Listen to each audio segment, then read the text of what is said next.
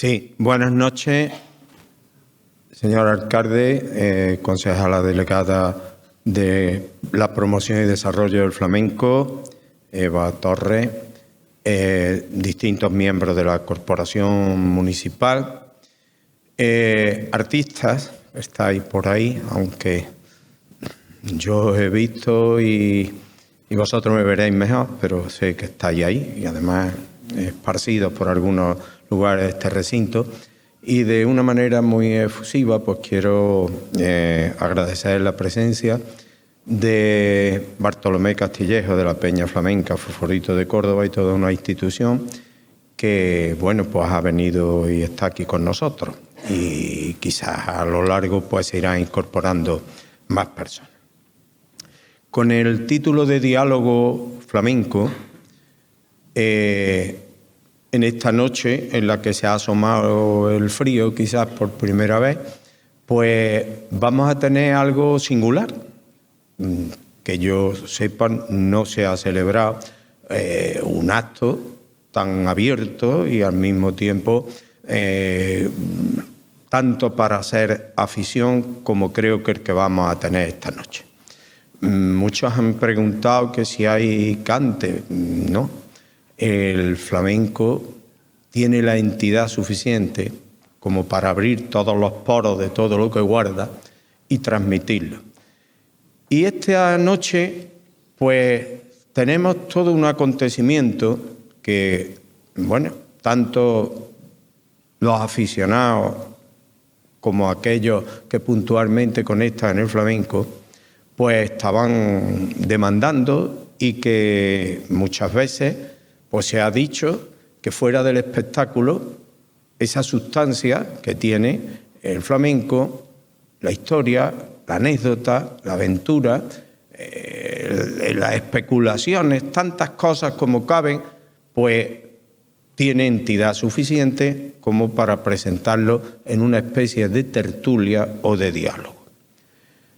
Creo, y no es presunción, que muy pocos lugares pueden tener el cartel, entre comillas, el lujazo de cartel que puede Puente Genil ofrecer esta noche.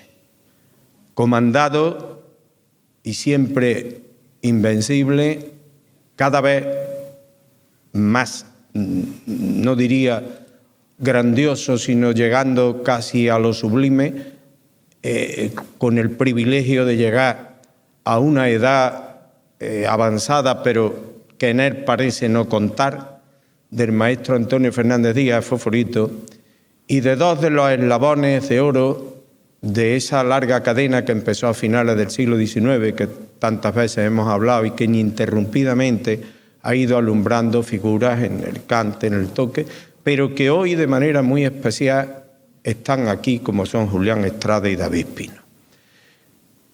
La dinámica va a ser muy simple. Yo únicamente hago esta introducción, pero a partir de ahora el ruedo, en todas sus consecuencias, se traslada a este lugar. Y aquí estos tres maestros, estos tres artistas, pues van a dialogar, a contar, en esta ocasión, vivencias, maneras, formas, que sobre todo en torno a la figura de Antonio Fernández Díaz, Fosforito, nuestra llave de oro del cante, pues es como todo el arsenal del mundo del flamenco. Creo innecesario o redundante el hacer una semblanza de cada uno de ellos. Aquí lo que interesa en este momento es, y todos los que estamos ya ansiosos, es de escucharles y que nos cuenten todas estas cosas. Pero sí me gustaría reseñar un abismo de tiempo que supone precisamente esa cadena ininterrumpida. Fosforito, como ustedes saben, nace en 1932. Años tremendos y sobre todo con los que vinieron después. David Pino, el más joven en este caso de los tres, en 1972.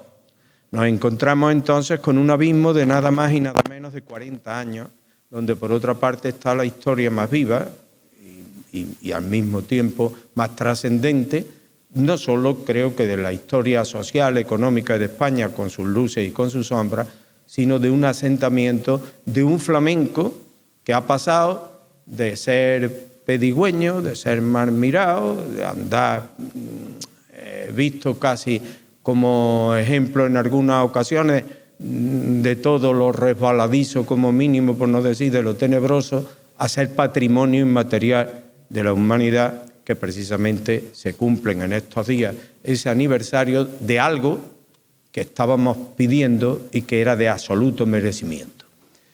En ese tiempo, ¿qué ha hecho el cante, qué ha hecho el cantao? No lo va a decir Foforito. El que desde niño vivió el cante en sus entrañas, como ha dicho, con los primeros calostros.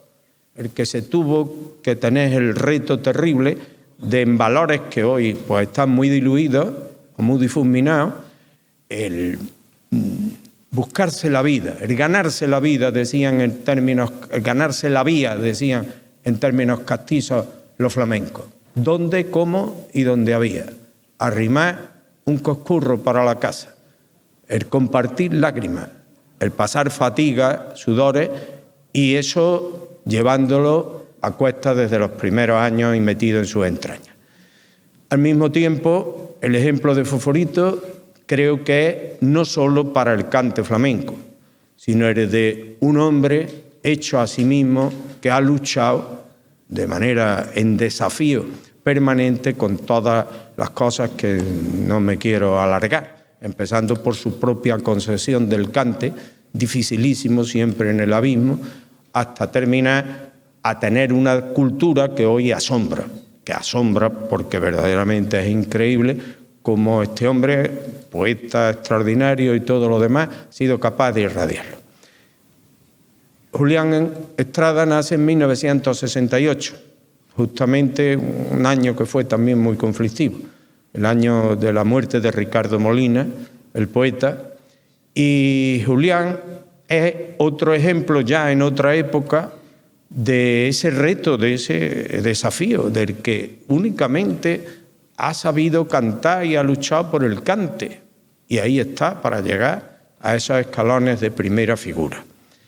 Y no digamos la figura de David Pino, que nació aquí tan cerquita, en esta calle de la Huerta, al que casi por religión podríamos decir, su padre, uno de los mejores aficionados que he conocido en toda mi vida, y un verdadero paradigma, y que hizo mucho por los que entonces éramos jóvenes y nos acercamos, lo tuvo metido desde las primeras sopas, luchando, abriéndose, con una pedagogía al mismo tiempo impresionante. Y ahí está, porque creo que si a Puente Genil le faltaba algún galardón y un honor para nuestra Córdoba eterna y universal, el haber sido hace pocos días nombrado, como saben ustedes, el director de la Cátedra de Flamencología de Córdoba, con lo cual añade no solo un galardón a su vida profesional, sino a Córdoba y, por supuesto, en patria chica, nuestro Puente Genil, aquí en esta ribera. Señoras y señores, amigas y amigos, no digo más, ellos tienen la palabra. Me han sugerido que después, en algún momento, si alguien del público pues quiere preguntar cualquier cosita, lo haremos. Muchas gracias a todos por su presencia y a disfrutar, porque de estas cosas son irrepetibles. Los más jóvenes, el maestro, pero maestro universal y para siempre, y dos eslabones de oro de nuestra cadena.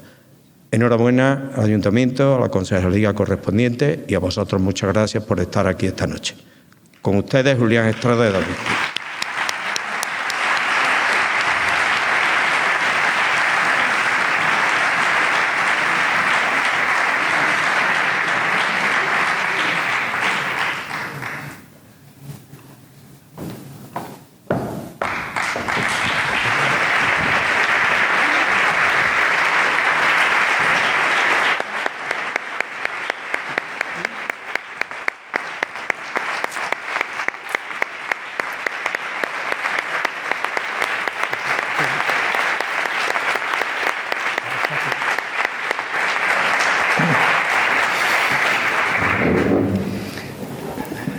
Tengo que separarte. Aquí mismo. Tengo que ser más con ustedes.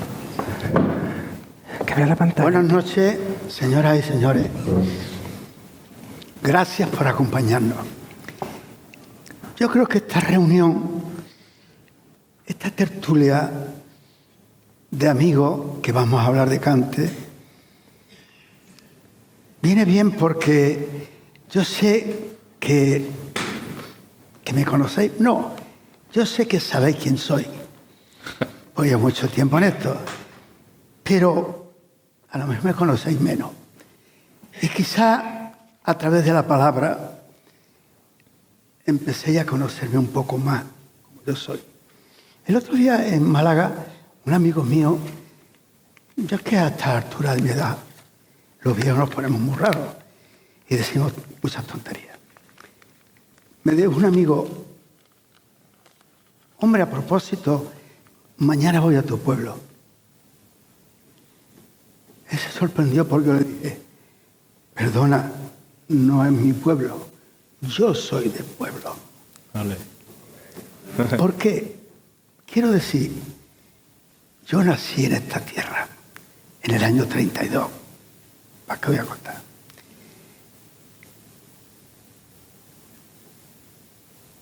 Y naturalmente pertenezco a estas tierras donde he nacido y a todos vosotros. El pueblo no es mío, no es mi pueblo. Yo nunca he tenido nada. He vivido siempre al saltomata y de alquiler.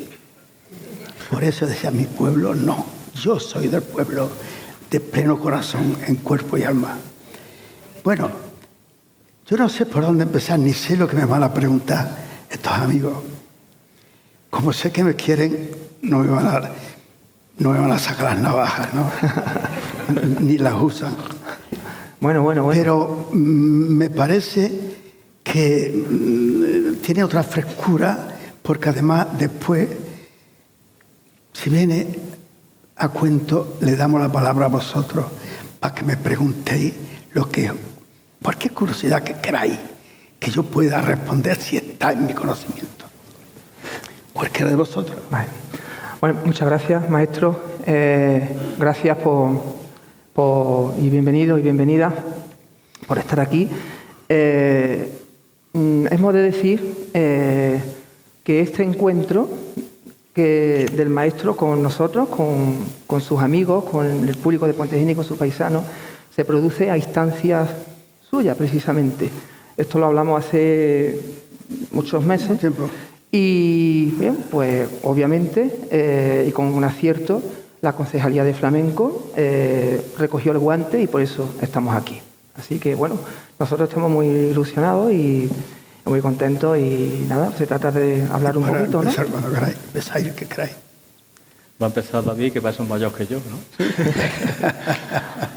Bueno, pues nada, Antonio, creo que nos interesa, a mí personalmente me interesa que bueno, tu trayectoria es conocida por todo el mundo, tu obra, que hablemos, en el marco en que estamos, que hablemos de Puente Genil, de tu vivencia con Puente Genil. ¿Tú naciste? Porque creo que hay un poco de lío con eso, ¿no? Porque en el cuartel del Degüello está el azulejo famoso que dice que tú naciste ahí, sin embargo... No nací ahí. Yo nací en la calle Castillejos, que quizás no suena a nada, pero es una cuesta que sube desde el Arco de la Calzada a la derecha hacia lo que llamaban antiguamente el Castillo de los Requetés. En lo alto de esa cuesta hay una explanada y ahí había 4 casas. En la segunda me parece que fue. Ahí nací yo en el año 32, el día 3 de agosto. Y luego viví en la Casa Grande, que era la de la calle Pósito, viví en la calle El Sol, viví en la calle El Pilar, cuando la calle El Pilar no tenía salida. Era una calle que tenía 3 o 4 casas a la derecha, 3 o 4 a la izquierda, y había una pared que ahora da a los pinos, pero antes no tenía salida. Vale. A mí me gustaría que nos contara, porque claro, ¿Cómo empecé? yo no nací tan pronto y me hubiera gustado haberte visto crecer en aquellos tiempos tan difíciles de la posguerra, aquí en Puente Genil. ¿Dónde te rodeaba? ¿De quién te rodeaba? ¿Con quién? ¿O en quién te miraba y empezaste a ver cómo...? Porque sé que fue desde muy niño cuando... Sí, cuando yo tenía 4 o 5 años, ya vivía en la Casa Grande, en el número 4 de la calle Pósito. Sabéis que mi primo Antonio era guitarrista, hijo del Niño de Genil. Mis primas políticas, pues no eran primas de sangre mía, eran bailadoras, que mi padre era cantador, fue aficionado al toro y cantó por los años 20. Mi padre nació en el siglo XIX, 1898. En aquel tiempo maravilloso de cantadores como don Antonio Chacón, Manuel Torres, compartí escenario, porque se habla de 4 cantadores históricos, pero no eran 4, eran 4 y 40 y 400. Lo que pasa es que en esa pirámide vivían esos 4, los demás mal vivían y los demás, ¿para qué te cuento? Entonces, mi padre terminó siendo un pintor de brocha gorda, como llamamos, o blanqueador, como quiera llamarle. En esa casa grande donde vivían 2 habitaciones, vivíamos 8 hermanos, no cabíamos, atravesados en la cama, y yo me quedé en la calle.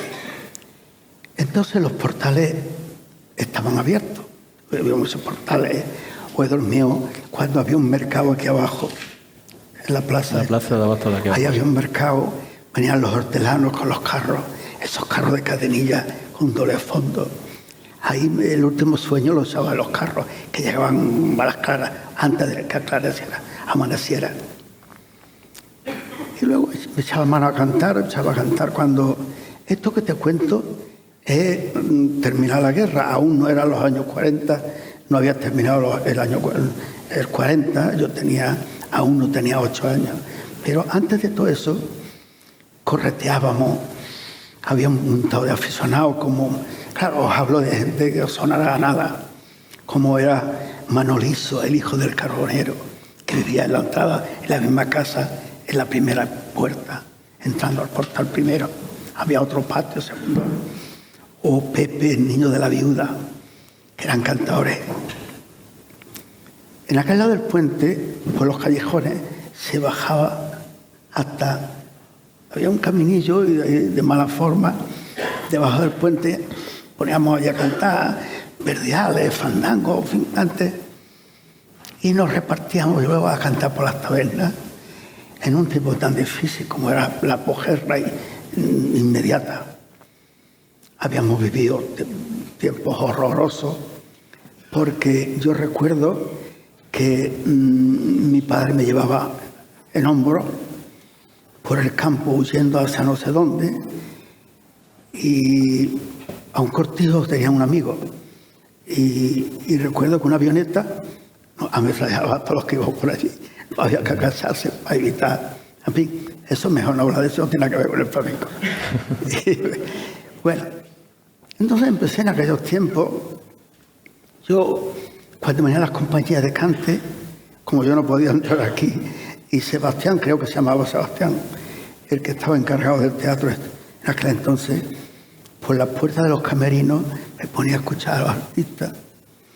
Aparte de lo que escuchábamos en mi casa, que tanta hambre se pasaba, no en mi casa, en todo el mundo, era un tiempo muy difícil. Aunque hubiera un guiso de hojas de rábano, había una fiesta. Cuando yo llegaba a Cádiz en el 44, no te voy a contar la anécdota del puerto, que me cogió un tío de la oreja, me metió... Antonio, vamos a ir, tenemos mucho tiempo. ¿Quiénes eran tus amigos? ¿Con qué de tu infancia? Mi amigo de aquellas correrías era eso, Pepe de la viuda, Manolizo y la gente que estaba a mi entorno, porque de aquí, cuando se rompía un espectáculo, yo recuerdo con 11 o 12 años haber ido con la Estrellita de Palma en una tartana, que había un autobús que venía desde Osuna a Cabra, que llamaba Empresa Cabrera, pasaba por la calle a la plaza, y ahí tenía parada, y volvía. Y de ahí hemos ido hasta la entrada del pueblo de Lora de Estepa. Luego había que andar ese tramo de 1,5 kilómetros o lo que hubiera. Y se cantaba en los molinos, los patios de los molinos, en esos carretones que hay, o batea, como se llamen, sin micrófono, a pulmón puro. Sé que has cantado en lo alto de un carro, en Cádiz. Sí, y después de estar en Cádiz, en la calle Sacramento, casi un año, empecé a ir cantando por los pueblos de la serranía de Cádiz y Málaga. Hemos llegado a Grazalema, Borno, Villamartín, donde yo conocí en Antequera a un barbero que tocaba la guitarra y formaba una pareja con él. En el camino a la feria de ganado he conocido a Rosa Fina de Casares, a Niño de Churriana, José Cortés, al Chiquito de Osuna, cantaba muy bien. A mucha gente, a Salvador de Olvera, gente maravillosa, Oscar Luer de Saucejo, que fuimos compañeros mucho tiempo y me llevó a la línea, me dio a conocer. Conocí a Niño de Bejear, de Barbate, a un montón de gente, a cantadores maravillosos de los que yo he aprendido muchísimo. He aprendido de todo el mundo, me interesaba todo el mundo. Otra cosa es que yo me interesara cómo cantaba, me interesaba lo que cantaba, que es otra cosa. Porque siempre he cantado con mi forma, no importa lo que cantara, lo que aprendiera, siempre tenía mi manera de hacerlo, como yo lo respiraba, mi sonido, mi propio color de voz, que no tiene que ver. Antonio, ¿y el sargento Maera quién era? El sargento Maera. Un civil con mucha guasa. Cuando el cuartel estaba en la calle El Horno. Mira, ahí está mi hermano Francisco, que nació en el 40, mi hermana Encarna, que nació 4 años más joven que yo, aún vive, mi padre, mi madre y yo, que ahí tendría yo, no sé, 10 o 11 años, tenía más. Soy como soy, pero es que así, todo este pijita de cuerpo, la eché de golpe, y ahí lo tenía. Por eso, cuando me paró alguien en el puerto de Santa María, pensando que yo tenía documentación, que no tenía, pues cuando me dio un tragantón me llevó a la cárcel, porque no tenía 16 años, que era con lo que, a partir de 16 años, había una especie de díptico, donde no había con identidad, no se había inventado. Estamos hablando del 44, que yo tenía 12 años. ¿Pero tú lo conociste, al sargento Maera lo conociste? Sí, y había otro que llamaba el Cabo Blas, que... ¿A qué te voy a contar? Blas. Ese... No voy a contar, no, me desagrada mucho lo que va a contar, claro. Porque tenía amigos, un amigo que también cantaba, que llamaba El Pillayo. Y otra que era... No me acuerdo, el Niño de la Puebla, que vendía mercería, botones y cosas de esas. Y había otra, una muchacha, que ahora no recuerdo el nombre, que era una maravilla de todo, de compás, de forma. Cuando yo llegué a Cádiz, en los años 44, yo estaba en ese aire porque yo lo había vivido y eso estaba conmigo. El sargento Maera es que es un civil que a mí esto no me importa. Verás, tú quiero decirte que no me importa. Esta fotografía es en Málaga, ¿no? Eso fue en los 50, chiquito de la calzada.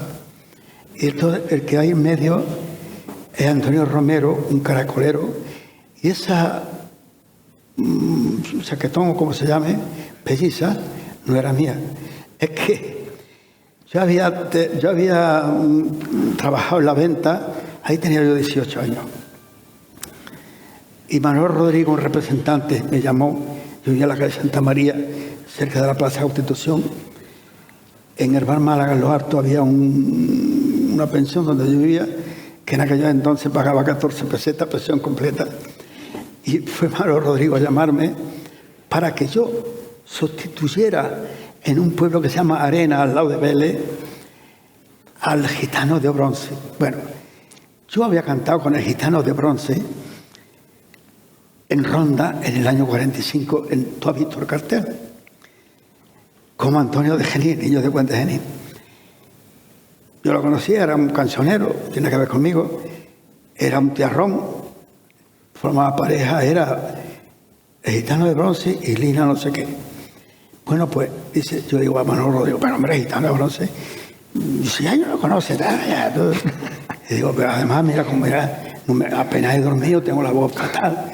Dice, que no pasa nada, hombre, que yo te compro un pedazo de bacalao. Y el bacalao es muy bueno para la voz. Y bueno, venga, un autobús a las 2 de la tarde o a las 3 para Arena. Estamos 2 horas, yo que sé lo que he hecho. Y por 2 pesetas de bacalao te daban un bacalao así de grande. Ten en cuenta que estamos hablando de los años del 50. Y claro, dame un pedacito las niñas. Oye, ahora, pero por mucho que tú te comes más de lo que das, porque vas picando. Y el que reparte. Es como las pipas, ¿no? Empieza con las pipas, no las deja nunca. Bueno, cuando llegamos a Arena, me bebí 2 botijos de agua. A la hora de cantar. Qué petardo, no se puede cantar. Todavía me estarán buscando. El gitano de bronce, y eso era, ya ves tú, gitano de bronce no era gitano, era más blanco que la. O sea que tú te disfrazaste de gitano de bronce. Sí, iba presentando como gitano de bronce y con ese pellizón, como si fuera un personaje. ¿Qué? Ay, y con la barriga como una tinaja. Aunque yo era delgadísimo, pero el agua me salía por aquí. Me comí un bacalao que era medio metro. Yo eché la barriga de 5 años de paz, que ya desapareció. Tengo así un visillo de Juan Hierro. Está Juan Hierro. Sí. ¿Se oye? Sí, se oye ahora. Sí, soy bueno. Un pequeño visillo de cantar a Juan Hierro. Sí. Y yo sé que tú tenías muy buena relación con él. Quiero que nos cuentes el porqué de sus últimos años. Sabemos que él no quería cantar ya. Juan Hierro una vez me llamó, yo lo conocía a Juan de toda la vida, de toda mi vida, porque Juan nació en 1890 o 91. Él no le gustaba el cante. Cantaba muy bien. Él me dijo que estuvo muy poco tiempo, que tenía nostalgia, estaba recién casado, le salió el contrato recién casado. Y él sentía la nostalgia de su pueblo, de su mujer y de su niño. Poco antes de morir, él ya estaba tocado. Tendría ya casi la edad que tengo yo ahora, Juan murió bastante mayor. Me llamó Juan Ortega, porque Juan le había dicho, llama a Antonio que quiero hablar con él. Éramos amigos. Juan era un señorito, no cantaba nadie. Juan lo hizo el ayuntamiento inspector de abastos. Cuando terminó aquel jaleo del movimiento, y era inspector de abastos, llegaba a los mercados y era Dios, cuidado, que era el pescado y el de la carne. Es como Hacienda hoy. Entonces Juan tenía siempre muy buenas amistades y le cantaba a sus amigos en privado, pero no era un hombre de darse, era muy cohibido, muy reservado en su forma, muy buena persona, un buen cantador, pero tenía sus rarezas, como todos los buenos cantantistas.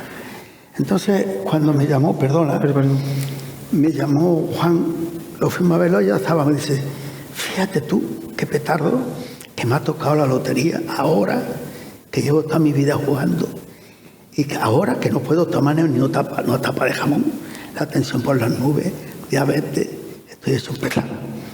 Y le había tocado, no sé, 16 millones de pesetas o más o menos. Y entonces, dice, es que yo me sacó una fotografía donde estaba él y el seco, José del Mar, por los años 40. Y me la dio, dice, es que esta foto, yo sé que el único que le puede dar valor y apreciarla eres tú. Juan es testigo, porque fue Juan el que me llamó en nombre de Juan Hierro. Era un cantador extraordinario, cantaba las cosas de Chacón, que te quise, que te quiero, lo borda, canta por tarantas para comérselo, cantaba muy bien, pero era un hombre que no era un hombre, le faltaba el desparpajo para estar en el público. No tenía ambición muy profesional el hombre, ¿no? No era ambicioso, no tenía ambición profesional. No tenía ambición cantadora, no le gustaba. Y además era muy tímido y el público le horrorizaba. Además de las nostalgias que me contaba, que no podía estar sin su familia. Esta foto es en Cádiz, ¿no? Eso fue en el año 53, en la Venta Vargas. A la izquierda, aquí, a la izquierda mía, el primero es el chato de la isla, el segundo es el padre de Camarón, Félix de Utrera, un cantador de la isla que le llamaban Sangre de Toro, y yo. ¿Y esto era haciendo la mili? O... Eso es tanto la mili. Yo me hicieron cabo y yo vivía en un destacamento en Cortadura, que el primer puente Carranza se tragó esas dos compañías, las 10 y las 11, total, 100 soldados. El comandante Segura, yo me hice amigo por la mujer de Huelva, yo cantaba, y me daba permiso para ir a cantar a la Venta, Bellavista, a Cádiz. Salía después del almuerzo y lo veía de madrugada, como muy despacito, se levantaba y me dejaban dormir un poco más. El cabo primero procuraba que nadie hiciera ruido en mi compañía para que no me despertara. En fin. Esta de esa época también, ¿no? Esto es en Cádiz, en esos años, Félix de Utrera, Antonio de la Rosa, que cantaba muy bien. Yo aprendí a cantar muchas cosas por alegría de él.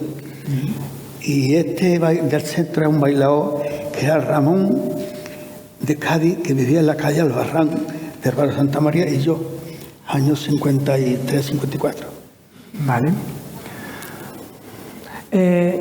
Bueno, vamos, como digo, después de Cádiz aparece otra vez por Puente Genil, ¿no? Yo volví a mi casa de vez en cuando, volví a mi pueblo, claro. Nunca perdí el contacto. Yo tenía aquí gente, los aficionados entonces, como era Pepe Estrada de los Caramelos, o Francisco Jurado Reina, o que te digo yo, no sé, un montón de que ahora mismo tengo memoria, especialmente Juan Coca, que era un aficionado de oro, que sabía de cante un disparate y que tenía pasión por el cante. Y bueno, y que él decía una frase, porque intentaba, cantaba y decía, casi nada más, lo bien que yo canto y lo malamente que suena. Porque él lo intentaba porque sabía el canto, lo conocía. Pero claro, lo que salía, el sonido que emitía no le gustaba. Lo bien que yo canto y lo malamente que suena.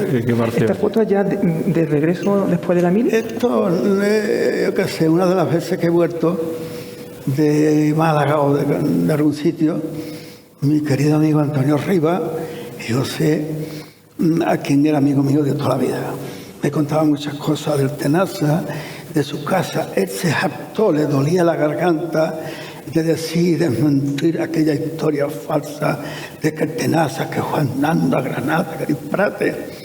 Ya lo cuenta Juan Ortega en su libro último de los 100 años de historia del Puente Genil, donde en Casa del Seco, eso me lo contaba él, que tiene una taberna, se le recogió un dinero, él fue en el tren como todo el mundo, pero así como todo el mundo que va en tren, y con dinerito en el bolsillo. Es posible que llegara al centro artístico donde se inscribían y se organizaba el concurso, andando, porque la estación de Granada entonces era un descampado, como la de Puente Genil. La vieja estación de Cádiz, desde el Tropezón a la estación, era un descampado, no había casa, nada. Entonces, claro que fue andando de allí, de la estación al centro artístico, pero no de Puente Genil. ¿Qué tiene que ver Ricardo Molina cuando se organiza el concurso nacional de Córdoba? ¿Y qué significa para ti llegar? Ya traía un bagaje, por supuesto, de hecho de cantar mucho tiempo. Llegar y formarla, ¿no? Yo había cantado muchos años, toda mi vida. Cuando yo llegué a Córdoba... Era muy joven todavía. Bueno, en aquella edad. Yo estaba aquí con una mala racha. Me operaron de una hernia, no tiene importancia, pero sí tiene importancia, es que cantando se me abrió la herida y perdí muchísima sangre. Y cogí una anemia y no tenía fuerza para cantar. Y el ayuntamiento de mi pueblo, del año 55, en un pleno me compró una guitarra y comprometió al maestro Manolo Santos a que me diera clases. Porque, claro, Rafael Valentín, que fue el que promocionó aquello. Él y los amigos que yo tenía en mi pueblo, que eran muchísimos. Yo era de todo el mundo, por eso he dicho que yo no es mi pueblo, yo soy del pueblo. Compraron una guitarra al Seco hijo, que era guitarrista, hijo del cantador, a José también se llamaba, y comprometieron al maestro Santos, que tocaba clásico y flamenco. Más clásico, pero en fin, bastante flamenco. Pero claro, él tenía un bar que cerraba entonces a las 3 de la mañana. Y yo me iba una hora o dos antes, no tenía nada que hacer, esperaba allí, el hombre recogía, se daba sus vasos, recogía todas las cosas en su sitio, y en un patio que había en su casa, al fondo, en un cuarto donde guardaba las sillas rotas, los trastos, alguien me daba clase 10 minutos. Sí, porque además, que te va a dar un primerizo, ¿no? Te pone las primeras posturas por solear, y te dice cómo arpegia, y te dice cómo tremola, y las cosas primitivas. Y hasta el otro día. Y esto aparece, el anuncio en ¿El Nacional? En el diario, en un periódico, no me acuerdo cuál, el concurso de Córdoba. Claro, tú cuando ya empiezas no a dominar la guitarra, a tocar un poquito, en esa postura de mi, mayor, fa, o la, sol, fa, mi, empiezas a tararear por inercia, el instinto te lleva. Y como me hacía tantísima falta cuando vi la cantidad, los cantes que estaban en mi memoria, y aunque no estuvieran en mis facultades, yo pensé, bueno, no tengo nada que perder. Yo quería ganar unas pesetillas, la que fuera. Me daba igual un primero o un segundo, con terceros. Porque una peseta ya para mí era mucho, porque no tenía nada. Tanto que no tenía para ir, no tenía para ir. Hay una carta por ahí que alguien publicó en la que yo le pido al ayuntamiento que me mande para poder viajar, no podía. Bueno, entonces me presento y pasó, porque yo no fui el que mejor cantó, de verdad que no lo creo, por separado, pero sí en conjunto. Es que, verás tú, eso era en 4 sesiones de cante. Había que cantar, primera, por ejemplo, Soleá, Polo, Caña y Serrana. La segunda, Seguirilla, no sé qué, no sé cuánto. Y yo fui completando absolutamente todos los cantes. Bueno, y tuve la suerte de ganar esos premios. Monté un espectáculo con los ganadores de los segundos premios, Paimogo, José Salazar, que es el marido de la Cañeta, que canta muy bien y que además está bautizado aquí, porque yendo trabajando, él es más joven que yo, 3 o 4 años. Yo tenía 23, todavía no había cumplido 20 y él tendría 18. Y un día me dice, yo quiero que tú seas mi padre, yo estoy sin bautizar. Yo, pues mira, mi pueblo, vamos a mi pueblo, que yo conozco a algún cura, al Padre Celestino. Y lo bautizamos en una capillita que hay junto al asilo, en la Matallana, porque todavía no tenía la iglesia de San José. Aquello era un parque, antiguamente, era un parquecito. No estaba la iglesia hecha. Supongo que después el Padre Celestino se llevaría los papeles a esa iglesia. No sé lo que va a preguntar. Sí, todo viene por el concurso y que hiciste una gira con los ganadores y segundos premios. Mis padres eran fosforitos. Mi padre, ya te he dicho, era cantaba por Soleá muy bien, aquí en Puente Genil, yendo a buscar a mi padre al Bajequi. Ahí escuché yo a Pintura, que cantaba muy bien. Bueno, a Pintura, que no era un cantador profesional, como no lo era Mateo Medina, como no lo era Francisco Reina, que también cantaba muy bien, como no era Vidrio, que cantaba saeta, de la que yo aprendí una saeta que luego la grabé con Paco de Lucía. Una saeta de aquí, bueno, litúrgica, de aquí, no de aquí solo, porque hay una tal Calero de Cáceres que en un congreso en Cáceres, haciendo una tesis doctoral sobre saetas litúrgicas, presentó probablemente 50 saetas que eran más o menos, eran iguales, parecidas. Seguramente la de Puente de Genil. Como aquí hay más valentía a cantar, canta todo el mundo, sepa o no, da igual. Y algún tercio hace fortuna y eso hace que se modifique. Estas están más vivas porque están creciendo constantemente. La saeta que se canta ahora no es la que cantaba el Niño del Seco, ni la que cantaba Manolo Hierro, ni la que cantaba Vidrio, que se llaman Vidrio, el hombre trabajaba los genitales, que era un solitario, un borrachín, sus copas, y paraba a la esquina él solo y cantaba su saeta. Yo iba detrás escuchándolo y se paraba a otra esquina y creaba otra saeta. Él no sé si pertenecía a algún grupo, no, o yo siempre lo vi solo. Bueno, había gente extraordinaria. Y había otro cantador, que no sé si habla ahí, que era Peraile. Peraile tenía un bar donde está el pasaje del Carmen, esa calle, no sé cómo se llama. Sí. El pasaje se queda a la izquierda. Pegado al pasaje estaba el bar X, que era el bar, el dueño llamaba Perejil. El Perejil era Pérez Gil. Y ahí trabajaba pintura. Y yo le escuché la mejor malagueña del Canero que yo he escuchado en mi vida. Después en Málaga he escuchado mucha gente, al Perote, todo esto. Sí, pero el Canario murió en el año 1885. Lo mataron. Dicen que el padre de la Julia, una cantadora, de la que andábamos enamorados. No lo escuchó Chacón, no lo pudo escuchar nadie. No se grabó. De oída, la que ha quedado, tenemos que fiarnos del que mejor suene, porque no hay un modelo. Ahí aún no habían puesto el canon de identificación, porque ¿quién? Si él no grabó, ni ha llegado a nosotros. Estamos hablando de 1885. Chacón en el 1889, en ese tenía 15 años, 16, aún no había ido a Sevilla. Él estuvo en Sevilla y con la mala fortuna de que allí lo mataron. Duró de cantado 2 minutos por hablar de alguna manera. Y a la pintura que cantaba, pero no terminaba ningún cante, era muy gracioso. Le llamaban pintura por eso, porque era muy alegre, un hombre muy dinámico. Un día se me queda mirando, cayendo, y cantó una me quedé, me encantó. Y después, yo era el modelo de malagueña del Canario que yo he seguido, que después he visto aproximaciones, pero tan buenas como esta no.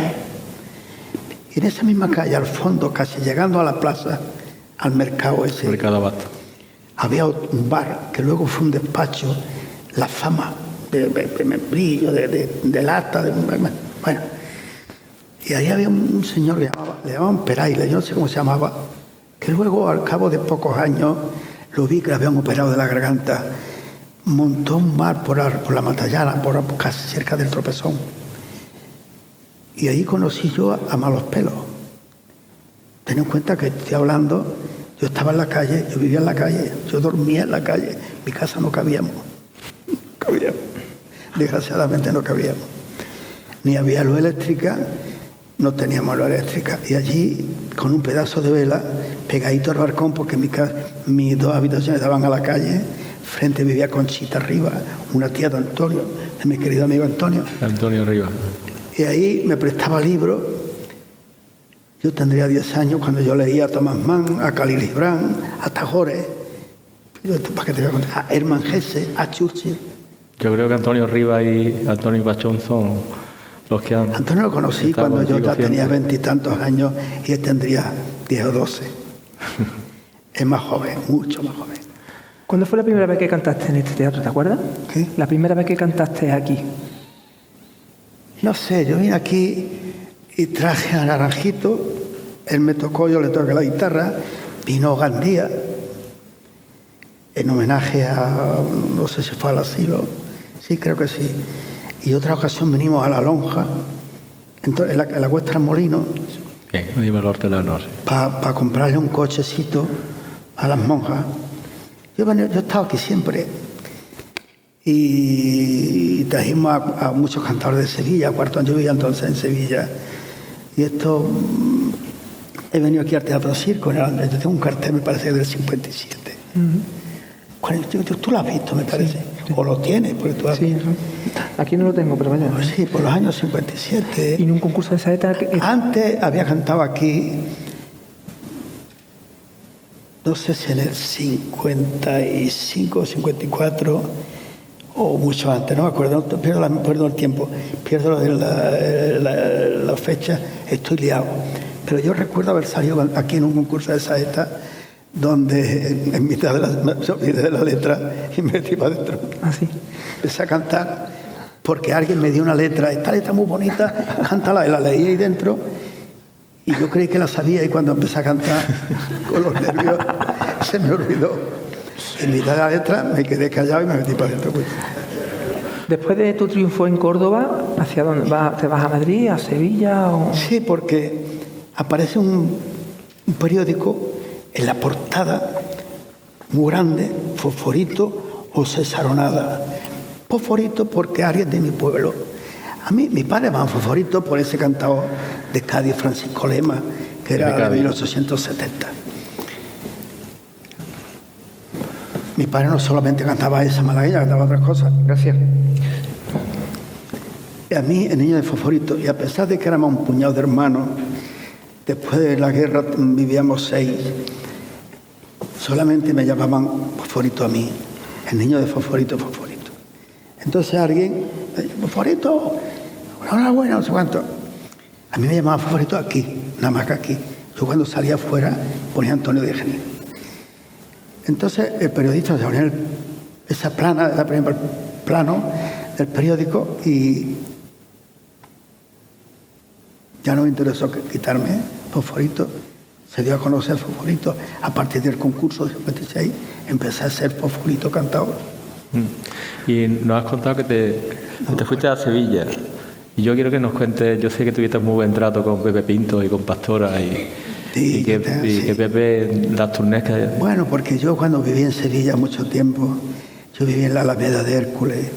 Allí tuve la suerte, la fortuna de conocer a los cantadores, la gloria de los cantadores, como era Juan Mojama, como era María la Moreno o el Perrate, siendo un jovencito.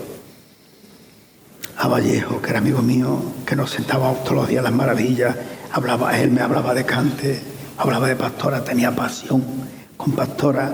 Pepe Pinto, que era San José, bueno, se puede ser más buena persona, más buena gente, era un hombre estupendo, y que además fue mi amigo, fuera como un hermano mayor para mí. Y yo cuando tenía alguna duda, le preguntaba a él, por ejemplo, en el año 62, en el 61 ya se estaba fraguando la llave de oro para Antonio, porque me decía Ricardo, claro, es que tú eres Premio Nacional y Pepe Pinto, la Casa de los Pavones, que está por encima del bien y del mal, pero Antonio, que es muy buen cantador, no tiene un punto de apoyo. Antonio no lo conocían todavía ni en su pueblo. Primero porque no vivía en su pueblo. Antonio vivía en Carmona. El padre, como era, un día le dijo una palabra ofensiva y Antonio se fue. Y vivía en Carmona. Y yo lo conocía en Málaga, de mi tiempo de Málaga. Y Pepe Pinto, cuando yo llegué, en la Alameda, pues estaba en la Campana y vivía en la Alameda, en la calle Calatrava, rozando la Alameda, la parte norte de la Alameda. Cualquier cosa, te veo la carita, que bueno, te veo bien, te falta algo, mi hermano. ¿Qué quieres? ¿Qué necesitas? Era incapaz, era capaz de darte el reloj por contentarte. Y luego, como estuve de turné con él mucho tiempo, donde yo tenía un 1500, Juan Valderrama siempre tenía un Mercedes, y había un autobús para todo el mundo, para el equipaje y para los artistas, para todos los artistas, los cómicos, la orquesta, no sé cuánto, sí había orquesta. Un tipo de espectáculo que hicimos con Juan era de ley olé, no tiene sentido, pero sí dentro de eso era para que Dolores Abril pudiera cantar de ley olé, orquesta. Pero dentro de eso había un café del Burrero, donde cantábamos Juan, Pepe y yo. Grabamos un disco de eso. Nosotros íbamos Juan tenía un chofer de Madrid con su coche, pero viajaba conmigo. Bueno, nosotros entendíamos la carrera mejor que un conductor de Madrid. Y Pepe Pinto, que tenía pasión con Pastora, contrataba un taxi de Sevilla todo el año de turné. Un año, porque ahí no se paraban los domingos, el Viernes Santo y ya está. Y ya está. 2 funciones diarias. Te metías a las 7 de la tarde en el teatro, a las 5 de la tarde en el teatro, salías a las 1 y como la distancia fuera muy larga, de 500 o 400 kilómetros, como las carreteras eran tan malísimas, tenías que ir de noche, después de salir a trabajar, con la tensión de cantar, podías todavía avanzar 2 horas más o 3 y ganar. Las carreteras muy malas y era horroroso. Bueno, y convivíamos, compartíamos camerino, Pastora, Pepe y yo. Pastora no cantaba, estaba allí, pero yo tocaba un poquito la guitarra y ella cantaba. En una ocasión, en el teatro, en el Circo Price de Madrid, que los camerinos no cerraba la pared hasta el techo, había un hueco. Ramón de Algeciras, hermano mayor de Paco, me grabó una cinta donde yo le tocó a Pastora 2 o 3 cantes por Tiento, por Soleá, y no me acuerdo qué. Llegaba a Bichuela o llegaba Manolo Carmona, tía, y dije, no, que me hacen muchas cosas. Ella me contaba tranquilamente. Y bueno, me hablaba de Chacón, que bien cantaba, de tu hermano Tomás. En fin, era la vivencia de cuando se está buscando la vida. Ahí conocí al Chocolate, por los años 44. Chocolate era un año mayor que yo, era de Jerez, pero vivía con su hermano en Sevilla y jugamos la vida juntos por la Alameda de Hércules. ¿Cuándo saliste por primera vez al extranjero? ¿Te acuerdas? Fuera de España. ¿Cuándo cantaste la primera vez fuera de España? Bueno, en el 58 me fui a Oriente.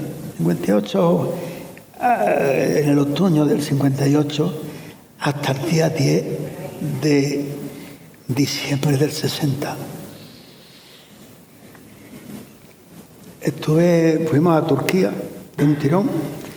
Turquía, Persia, el Cairo. En Persia, yo le canté al Shah de Persia 20 minutos. En los fichos, no sé, compromiso en el palacio.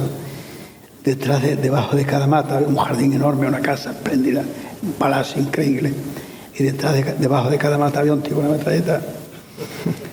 Yo trabajaba allí en el Semirami, creo que se llamaba, una sala de fiesta muy importante. Y allí me contrataron para hacer bodas de sangre en iraní. Claro, yo cantaba español. Una bailaora, era una bailaora de Madrid, y yo actuábamos en el cortejo, en la obra de Lorca de bodas de sangre. De allí, pues, al Cairo, que tuvimos 6 meses, Damasco, el Líbano, Y como Manuela Varga también andaste. Con Manuela Varga, yo la conocí a Manuela en el Guajiro, en Sevilla. Yo estuve cantando en un tablao de Guajiro. Y ella era una niña más joven que yo, era más joven que yo. Me conocía. Entonces, cuando le salió un contrato en el 64 para el pabellón de España de la Feria Mundial de Nueva York, me llamó para que le cantara a ella. Porque para ti, supongo que entiendes que cantar para bailar es algo fundamental en un cantador. Yo ya había cantado para bailar desde siempre. En el mismo cartel que tú has visto de Ronda del año 45, yo canto solo, Joven Valor o Descubrimiento del Cantejón, lo dice. Pero ahí abajo pone cuadro final, Zambra no sé qué, con la bailadora Luisita, la chata de Antequera y el niño de Genil. Yo ya cantaba para bailar. Cantaba para bailar implica que cantes a compás, si no es imposible. Claro. De ninguna manera se puede bailar si no es a compás. No hay otra. Entonces, eso, yo hay muchas películas que yo he intervenido, que le he cantado a Pilar Cansino, a María Rosa en la película Valiente, en la película de Juanita Reina, de los que le canto. Bueno, hay muchas cosas. Y Manuela me llamó y Y estuvimos 6 meses en el pabellón en el 64 y en el 65. Ahí está el Beni de Cádiz, está Naranjito, pero el que está cantando la Manuela soy yo que está allí. Ajá. Ahí está Maribel también.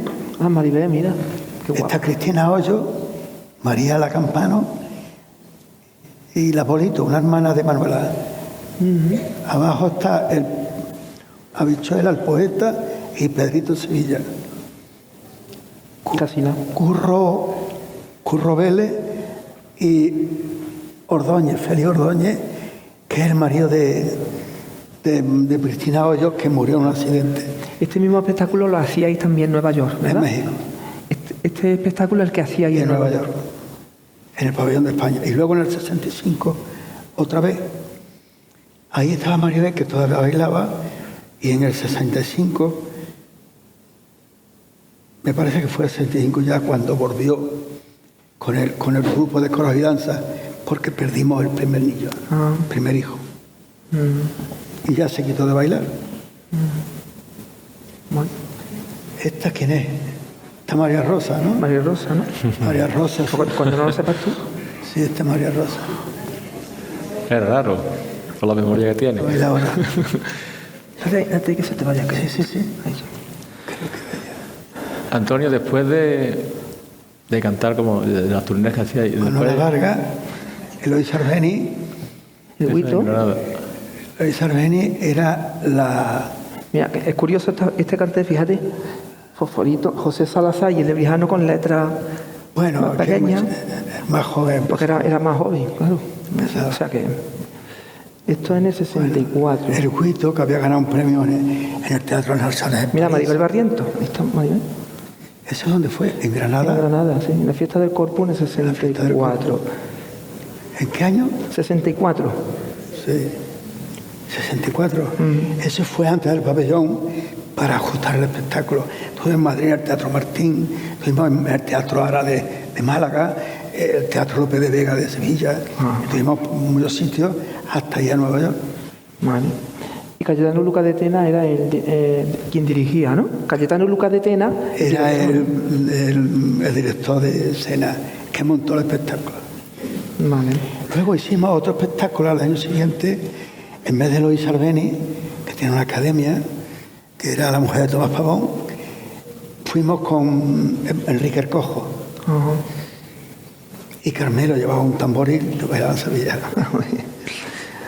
Este es el espectáculo que veía Pepe Pinto. Hablaba antes del Teleolé, Pepe Pinto. Claro.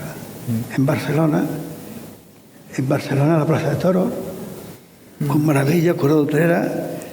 El gran Quique era un cómico argentino. Sí. Soledad Mota, no sé. Esto, mira, el mismo día había corrida de toros el mismo día y acababa y era el espectáculo, porque el mismo día, el 1 de julio, ¿no? Sí. No, el 1 de julio y los toros el 3 de julio, ¿no? Y Juanito Barea, que era un tío fenómeno, un amigo extraordinario. Yo lo conocí, nació en el 1904. Era mayor que yo, de 28 años. ¿Y le contratabas tú? ¿Tú le contratabas, lo llevabas tú en la compañía o...? No hay, en otros espectáculos que yo he montado, me acordaba siempre de Barea y del sevillano, Antonio el Sevillano. Y con el sevillano normalmente venía el Peluso. El Peluso era un cómico que cantaba y grabó fandangos muy bien. ¿Cómo apañabais antes en una plaza de toros sin sonido? Bueno, eso es... Entonces había Increíble. el sonido era de tómbola.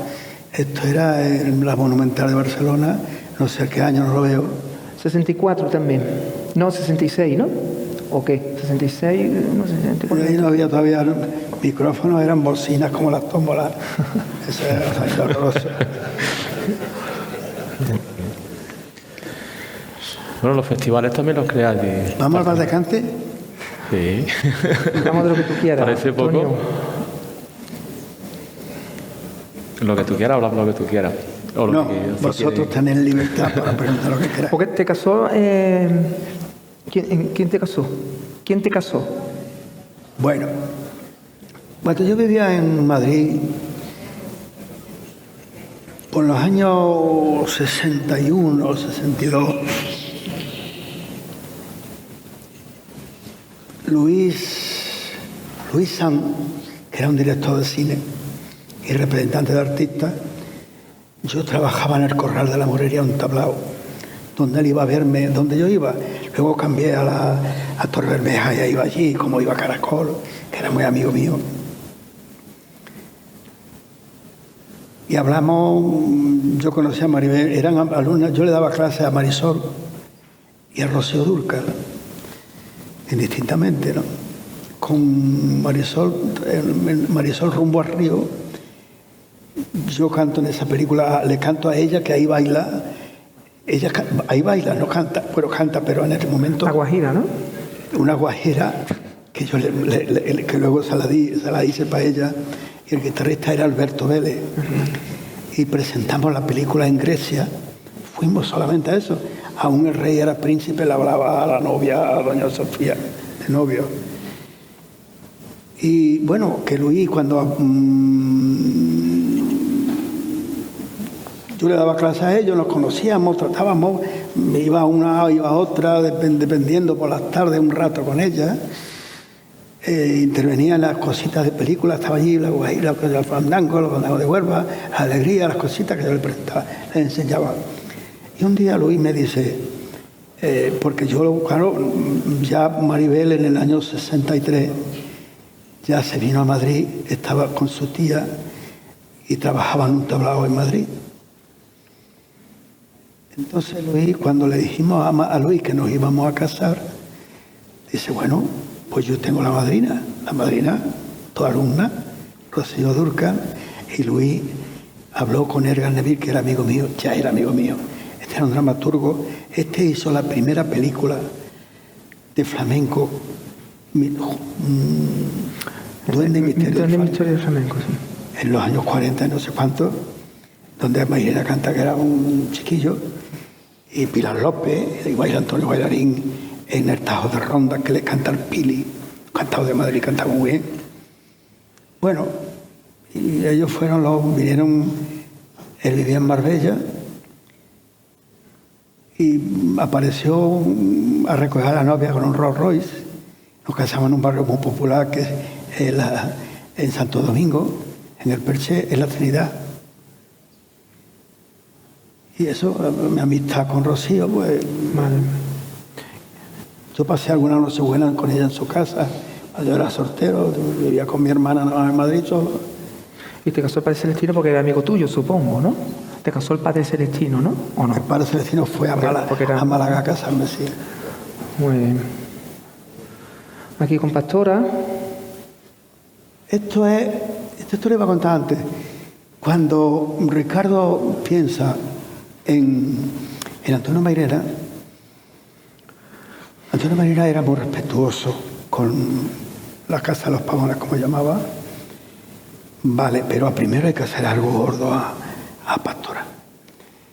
Y entonces pensaron, le dieron un homenaje en el Palacio de la Merced en Córdoba, en el año 61. Ese es Antonio Cruz Conde. Y aquí estás tú, detrás de Pastora. Eso es. En el año 61... ¿Esa foto la conocías tú? No, esa foto no la tengo yo. Ese es Antonio Cruz Conde, Pepe Pinto, que está a la derecha, que apenas se le ve. Juan Talega. Juan Talega. Juan Talega. Y el que hay ahí en medio no sé quién es. No sé. No caigo en él. Este sí es Pepe Pinto, el que está con las palmas. Sí, está ahí Pepe. Sí, el que no se ve es Pepe Pinto. Y aquí estará María Vargas, que también estuvo. Y ya él iba a Madrid, iba a Sevilla con un montón de folios, porque ya estaba escribiendo el libro Mundo y Forma. El libro salió después de la llave, el 18. La llave, tú sabes que todo el mundo cobramos ese mismo día.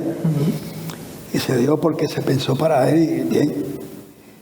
Y yo tenía una anécdota que contarte. Antonio, que era un gran cantador, ese día no cantó bien. Y hubo alguien que se metió con él, pitaron. Y Antonio, muy triste, al día siguiente, Antonio el bailarín llevaba a su ballet a los jardines de los Reyes Católicos, a las casas de los Reyes Católicos, o cristianos, como se llame. Y entonces Salinas, el concejal del ayuntamiento, con un estuche, subió a entregar las llaves, se las dio a Antonio.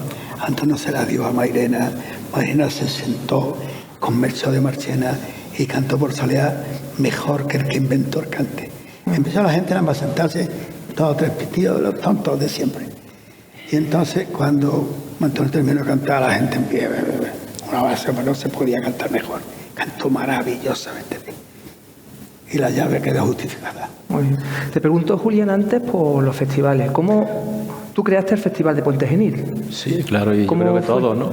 Yo creo que tu generación la que crea el boom y los Bueno, el de festivales. Puente Genil, el de la Unión de la Torre. Y ¿Pero cómo fue el de Puente Genil? ¿A instancias tuyas, supongo? Bueno, empezó siendo un festivalito, claro.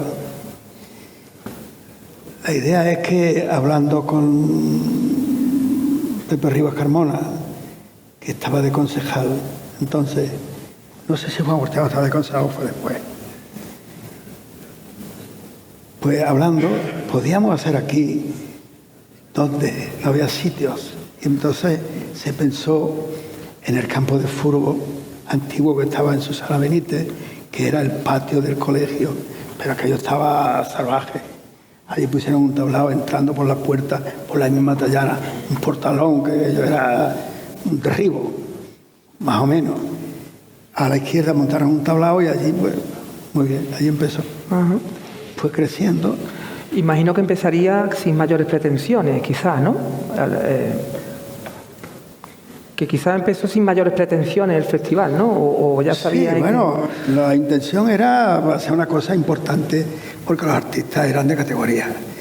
Porque era cortito en artistas, pero los que tenían la calidad la tenían. Fue un éxito de público, fue más gente de la que esperamos, Sí. porque era una sorpresa. Y ahí seguimos hasta que fue cambiando de sitio y se fue, por ahí fue pasando la florinata de los artistas de cada momento, que había en el momento. Imagino que también a tu llamada, ¿no? Pasaba que normalmente somos así, siempre acudíamos tarde y en muchos sitios, como los festivales empezaban a estar en moda, empezaron a contratar a los artistas con mucho tiempo. Y cuando Puente acudía, ya no había artistas y teníamos que conformarnos. Entonces, a través de mi amistad con Antonio Pulpón, pues quitábamos un artista de aquí, otro artista de allí, y aquí venían lo mejor de lo mejor. Aquí venían los que querían que vinieran. Aquí teníamos. Esto en el Palacio de los Deportes de Barcelona. Esto fue llenazo, ¿no? En el 72. Yo había estado en Japón, una tournée de 30, 27 recitales con Yoko Komatsuhara, una bailadora japonesa, que era la empresa, y como hay muchas horas de diferencia, llegué a tiempo de cantar en este festival, que era monumental, era un maratón. Ahí cantó Farina, cantó todo. Había 30 artistas. Esta es la fiesta de la guitarra de Marchena. Esta es la guitarra. Anda que te pegaba el micrófono, ¿eh? Que te pegaba el micrófono para que sonara ahí a pulmón. Qué barbaridad. Sí, por los años 72, yo tenía 40 años. Con 40 años subía a los árboles. Ranchal, que me decía el otro día que era amigo tuyo, ¿no? Han pasado mucho. Antonio Ranchal, que era amigo tuyo, ¿no? Sí, sí. El 25 Ese aniversario. Ranchal. Un festival de Puente Genil. Este es un festival, no sé dónde. Sí, esto en Puente Genil. Bueno, Aquí el teníamos a mi 25 amigo aniversario del Julián, cuando era chico. festival. Cuando era chico. Esto es por aquí. Esa por aquí, sí. ¿Cómo conoces a Paco de Lucía? Paco de Lucía, su hermano Ramón, que iba tocando la Valderrama, y a mí.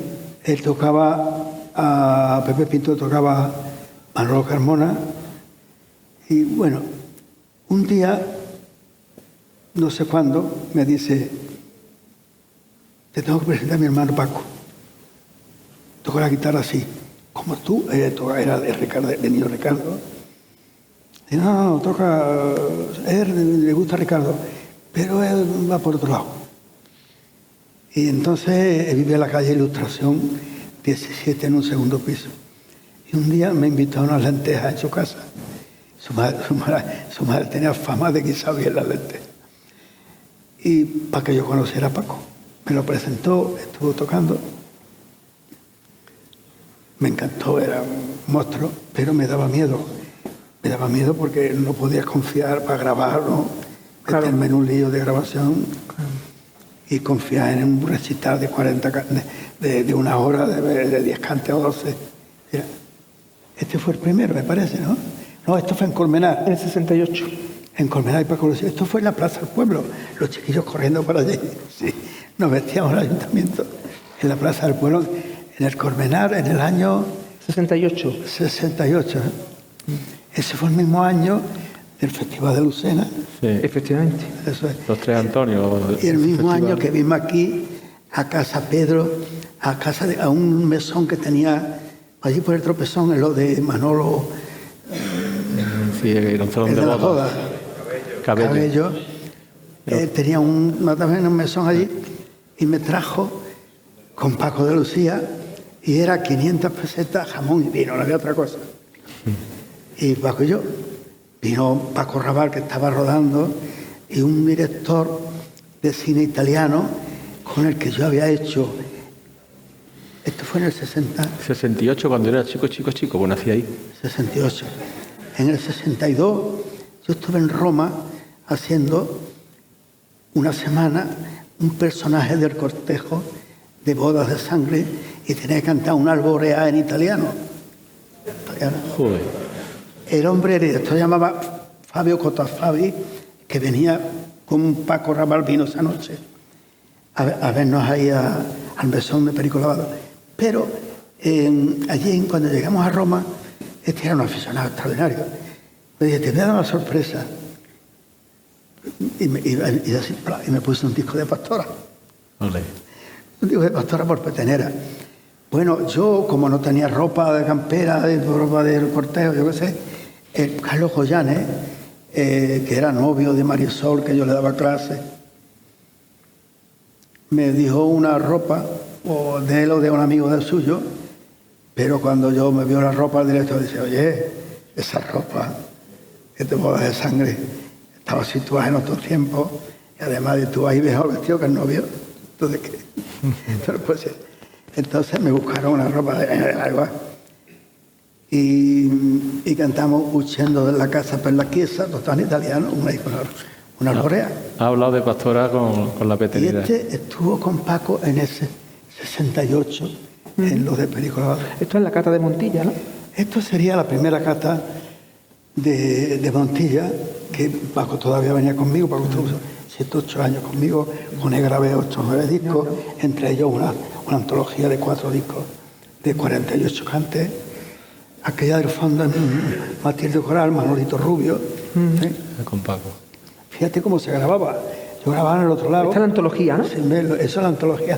En el año 69. La grabamos en una semana. Qué en 5 barbaridad. tardes. ¿Cuántos cantes? 48. Se grababa como ahora, ¿no? Ahí no había opción a escuchar y a rectificar, porque no había tiempo. Claro, claro. Yo sé que muchas cosas podían mejorar, pero no tenían que quedarse así porque no había tiempo a rectificar. Eso forma parte de la grabación del 69. Ahí Paco tenía 20 años, yo tenía 37. Y claro, a partir de ahí ya empezó su carrera en solitario, imagino, ¿no? Todavía no. Todavía no. Todavía no.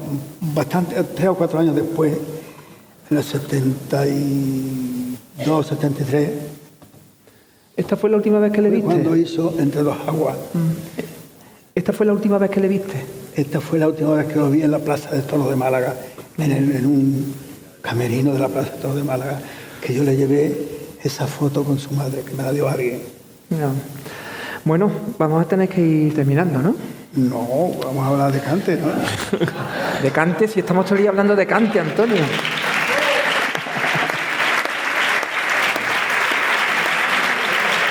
Qué pesados somos con el cante, ¿eh? Siempre con el cante. Yo creo que para hablar de cante tenemos que hacer Hombre, otra. esto es una biografía que está unida al cante. Claro. Para hablar de cante tenemos que hacer otra. Ha recreado todos los cantes, Antonio. todos. Has hecho otra historia de los flamencos desde que apareciste. Afortunadamente eres nuestro y te tenemos. He tenido la fortuna de... Para mí todos los premios tienen importancia. Una vez hace 2 o 3 años, en el Rubio me dieron la espiga de no sé qué. ¿Vale? En el Rubio. En un sitio no sé cuánto. Para mí tiene mucha importancia. Pero lo más gordo para mí, creo yo, hombre, la llave es un símbolo. Yo de forma de broma he dicho, bueno, la llave no abre ningún Mercedes, ni abre ningún apartamento, pero significa lo que significa, el respeto, el reconocimiento, el cariño, porque hay cosas, hay premios que te dan, pero que no hay opción, verás tú, que no hay oposición a eso. Es alguien que te reconoce tu labor y que está por encima de ti y que te señala tú. Entonces, no sé de quién vino lo de la de Bellas Artes en Toledo, de la mano del príncipe o el rey, o por ejemplo que a mí me hicieran profesor honorario del claustro de la Universidad de Alcalá de Henares, yo que no he pasado por ningún aula. Monumento en Alaurín también. Por ejemplo, ¿cómo te diría yo? El Averroes, el filósofo Averroes. Sí, Alaurín, ¿no? Aquello Alaurín. Este es de Alaurín de la Torre, sí. Esto es lo de Alaurín de la Torre. Sí, siendo Y Antonio tenemos Vega. este que... Hombre, el de Alaurín de la Torre está muy bien, pero cuidado con este, ¿eh? Lo que hizo aquí Chifarri es una auténtica obra de arte. Una maravilla. Sí, en otra ocasión, cuando mejore la voz, hay en un sainete de los hermanos Joaquín y Serafín Álvarez Quintero, que eran de Utrera, que vieron muchísimas cosas. No sé si eran Malva Loca, que la llevaron al cine. Hay un personaje que dice: no se asuste usted, señora, que es un minero el que canta. Y del polvo de la mina tengo rota la garganta. Pues, en otra ocasión, terminaremos con un cante, ¿no? Correcto. ¿Hombre? O 2. Ya una vez puesto, no es el caso ahora mismo. Bueno, vamos a abrir, ¿no?, un debate por si alguien quiere preguntar algo. Sí, Lo ha asustado. Es que no vemos ahí mejor con luz. yo les voy a leer unas cositas mías. Esto es lo de la Universidad de Alcalá de Henares. Ah. Muy bien. Sí. Don Antonio, yo quisiera preguntarle si ha tenido usted algún acto actuando en algún sitio con la gran bailadora cordobesa Blanca del Rey. Cordobesa, Blanca del Rey, claro. En una cata de Montilla hay una foto que yo le he llevado hace unos días allí al Corral de la Morería, comimos juntos, porque mi hijo Alejandro, el más chico, que tiene 45 o 46 años, fuimos a verla porque yo estuve en el Corral muy amigo, yo era muy amigo del que fue su marido, Manuel del Rey. Allí Manuel del Rey tuvimos una amistad y tenía los brazos abiertos y aquella era como mi casa. Yo en verano venía a Andalucía a los festivales y en el otoño ahí tenía las puertas abiertas. Y entonces, claro, un día en el 73 decidimos, bueno, ¿y qué hacemos en Madrid? Para 4 meses que estamos aquí al frío precisamente, pues vámonos a Málaga, porque aunque estuviéramos donde estuviéramos, mi mujer, que quería que esos niños fueran de Málaga, que fueran de andaluces, se venía a dar a luz a Málaga. Y entonces, pues de una vez nos vinimos a Málaga. Pero Blanca del Rey, en esa ocasión y en muchas, en Córdoba, en una ocasión en Córdoba nos dieron un premio juntos, un premio Silverio. Pero quiero decirle, yo no le he cantado a ella nunca, pero sí he compartido escenario en algunas ocasiones. De nada, hombre. Un abrazo. Es que esta señora, llegar donde ha llegado y contando su vida, pues me ha venido a la memoria porque es igual que usted. Pues, empezó, vamos, cuando se fue a Madrid, contó ella, porque hace poco estuvo en Córdoba en una conferencia así como usted, ¿sabes? De su vida. Sí. Y entonces llegó a contar de que había noches que con un vaso de café tenían que comer, la madre y ella. Eso es lo que comían. Se bebían el café entre las dos. Sí, perdone. Bueno, y con un orgullo de no avergonzarse ella de lo que había pasado. Bueno, mire, mire, ya que me pone usted en este... A Blanca del Rey la conozco yo de chiquitilla. Y Antonio de Luna, que era el padre de Juan Serrano. Ella con el automoto, cantador, automoto le llamaba al cantador. Y con el Arango, un guitarrista, había un tablao en el Museo Taurino de Córdoba. Y ella con 14 o 15 años ya empezaba a bailar ahí. Su carrera ha sido de mucha fatiga en un principio, pero tuvo la fortuna de conocer a Manuel del Rey, que era el sobrino de Alfonso Camorra, que era en realidad el dueño del Corral de la Morería. Y Manuel era una persona excelentísima, una persona buenísima. Aquello es un restaurante de mucha categoría, donde había un espectáculo maravilloso, donde había un cuadro increíble con Dolores de Córdoba, Miguel Valencia, Juanito Serrano, Pepita Ibar, bueno, Porrina, el Beni de Cádiz, Enrique Ortega, yo qué sé, lo más granado del flamenco. Estamos hablando de los años 57, que yo debuté en el Corral de la Morería, porque yo fui llamado, yo vivía en Sevilla, cuando me llamó Mariemma, había oído de mí, yo a ella no la conocía, para que le cantara a ella en el Teatro La Zarzuela en el año 57. Yo vine a Madrid, al Teatro La Zarzuela, a cantarle a Mariemma. Allí me conoció Alfonso, el tío de Manuel, el marido de Blanca. Cuando yo estaba en el Corral, Blanca no estaba allí. Esto pasó después. Yo no estaba en el Corral cuando Blanca y el flechazo. Eso yo lo conozco. Y me llamaron, que acababa de abrir el tablao con jarrito. Luego había un tablao que era un poquito más antiguo que este, que era Zambra, donde estaba Pericón, Juanito Barea, de Gallina, Manolo Vargas. Bueno, quiero decirle que Blanca del Rey ha hecho una carrera muy difícil, y si está donde está es porque ha hecho mérito, se lleva al Corral con mucho talento, tiene un hijo que es deportista y otro que es ingeniero de no sé cuánto, que lleva con ella el restaurante Tablao, Corral de la Morería, que está en la calle Yesero, en una zona que se llama Las Vistillas, al lado junto al puente Segovia. La veo.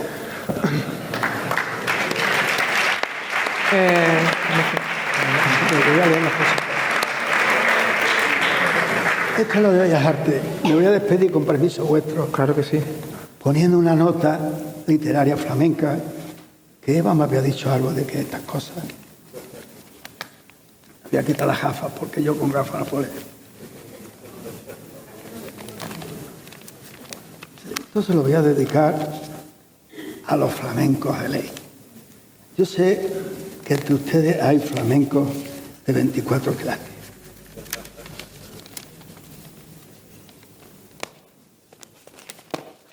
Es un desastre de papeles, pero usted, están un poco enrevesados, no los pierdo nunca, yo pierdo los papeles, me cuesta mucho.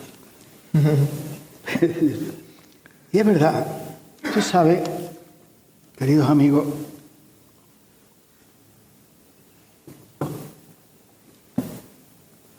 cuando un cantador que sabe y entiende lo que canta, nos convoca al rito mágico del flamenco, detrás de él hay un coro invisible de ancestros, de sones ancestrales que perviven a través de su voz. Ahí están presentes las esencias sonoras de mozárabes, cristianos, moriscos, gitanos andaluces, herreros, campesinos, mineros, alfareros. Todos acuden al calor del cante, se cuentan sus penas y alegrías, cantan y juntos se abrazan en la misma incertidumbre de vida, en la misma pena.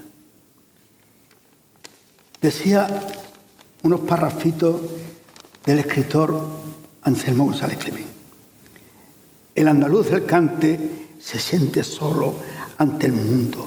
Es el último alomo de un material étnico mojado en el matraz de la historia al final de un largo proceso en el que se han borrado todos los recuerdos de tribu o de raza, perdurando solo la pena de ese algo perdido que nos hace llorar en los sueños y en el cante. Porque lo hondo del cante, su grandeza, está en la fuerza y la sabiduría de cada flamenco de ley. El cantador hondo no lo es solo por su amplio registro de voz o la tesitura, sino por la riqueza de su emoción y de los sentimientos más elementales del grito de dolor o de alegría, de un pueblo que supo construir su música, su cante con su propio dolor y su desamparo, y creó una cultura profunda, sensible, llena de poesía y de fidelidad a la memoria intuitiva, que hace florecer emociones, que niega la sinceridad y que repudia la razón sin emoción y hace imposible el olvido de nuestras raíces. Está pegado con pegamento y medio. Porque esto lo sabe quien lo entiende. Por eso decía el Salvador que canta y que sabe lo que canta. El cantador hondo no solo canta, sino que llora a compás. Vive la emoción y el estremecimiento. Cuando cantas por soleá, malagueña, segrilla, por ejemplo, ya en el temple nota los latidos de tu corazón que se desboca. Siente con qué fuerza fluye la sangre, empujándote el alma a la garganta. Te embarga la emoción, busca dentro de ti y solo encuentra desamparo ante ese mundo de recuerdos que acuden a tu mente con tantas penas vividas arañando las entrañas. Si estás en ese momento cálido que llaman duende o razón incorpórea, como decía Antonio, puedes conectar tus viejas penas con los fundamentos más rancios de los cantes.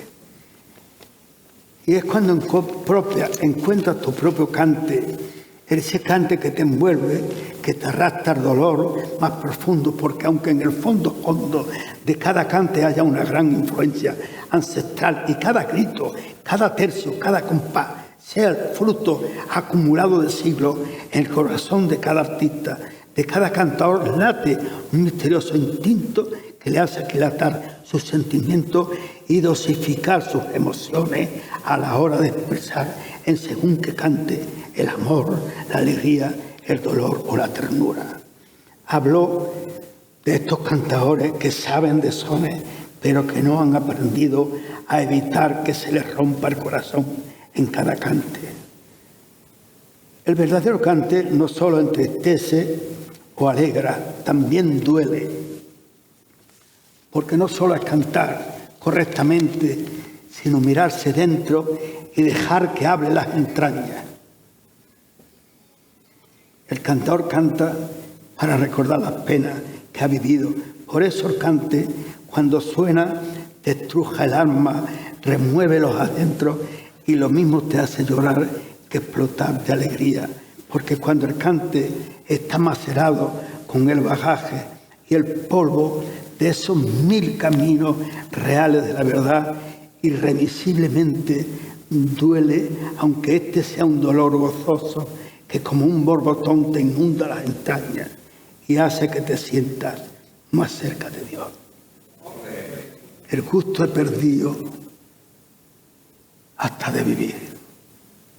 Como no puedo tenerte conmigo, me siento morir.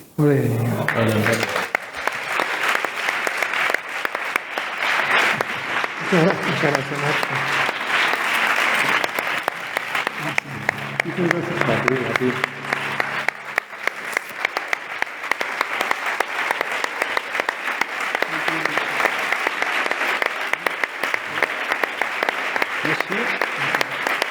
Muchas gracias.